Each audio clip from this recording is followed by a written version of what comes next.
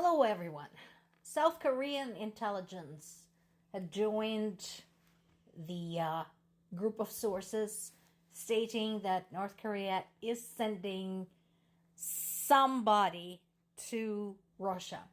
Now, there is a drastic difference, and by drastic, I mean by an order of difference, between the quantities reported by various sources, so we're still treating this as a developing story.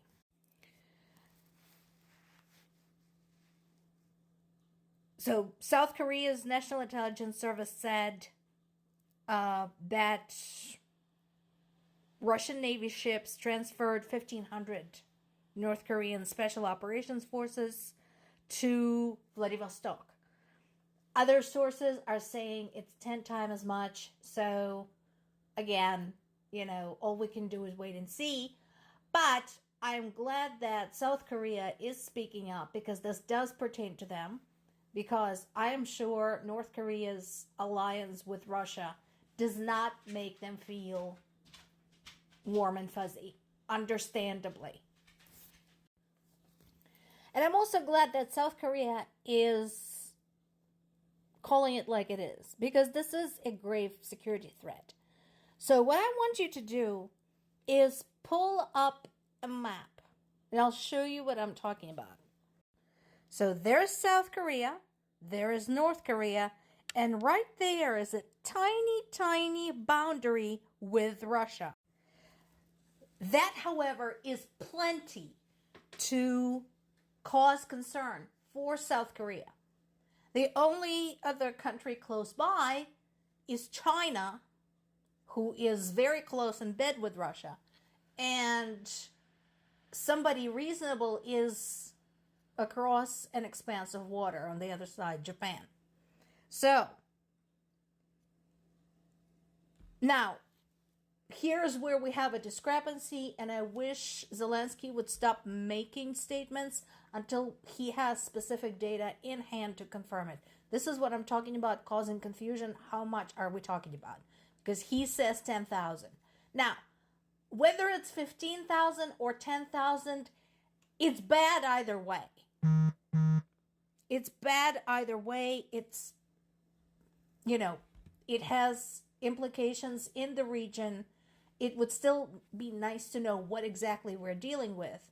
And I'm kind of hoping that South Korea's neighbors, on the other side, I'm not talking about China and North Korea, I'm talking about Japan, will speak up as well and bring up the problem with this.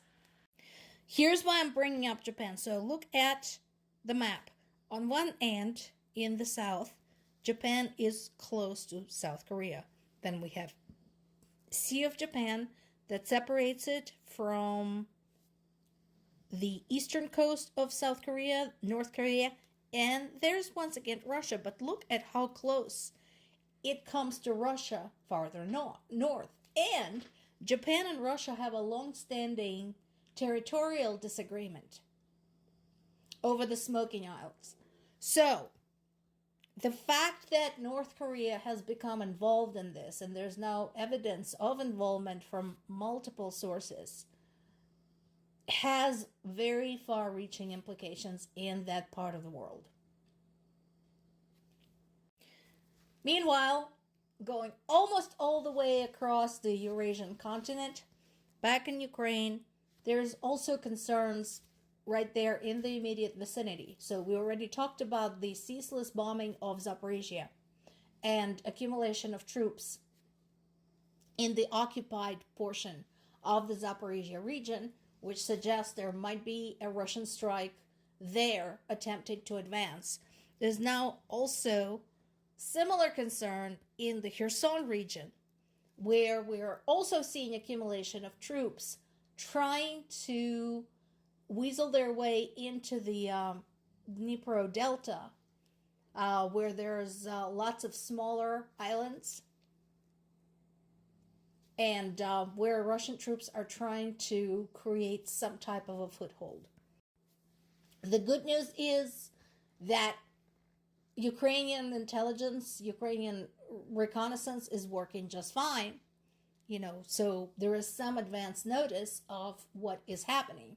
The bad news is how we're going to fight them off. That continues to be a problem because, again, as I mentioned before, we're dealing with a very, very long front line.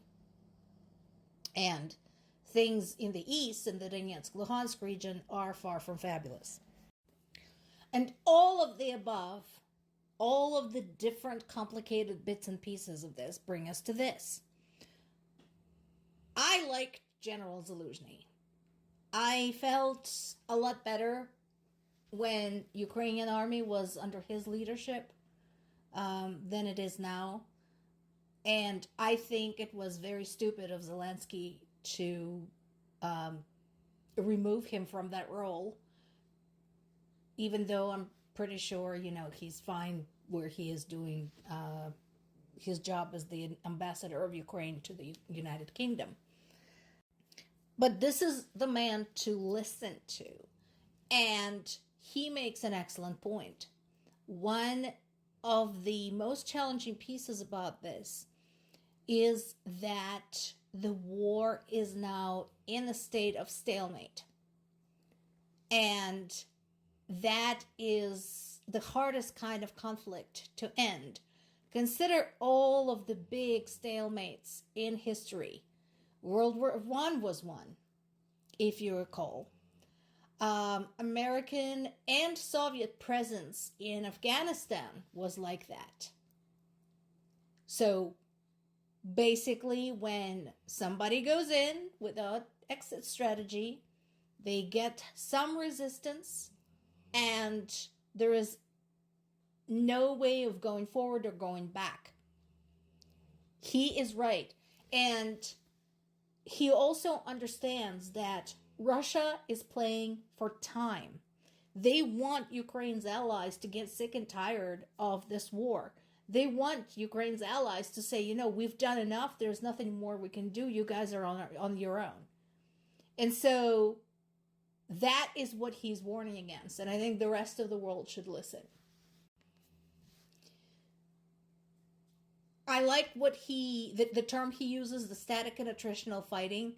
Basically, again, where there's some small gains on one side, there's some small gains on the other side, but mostly the two sides are just wearing each other out, and there is no end in sight. Zaluzhny's statements is, in a way, an antithesis to Zelensky's insistence that he has a plan. And we already talked about the plan and the problems with the plan.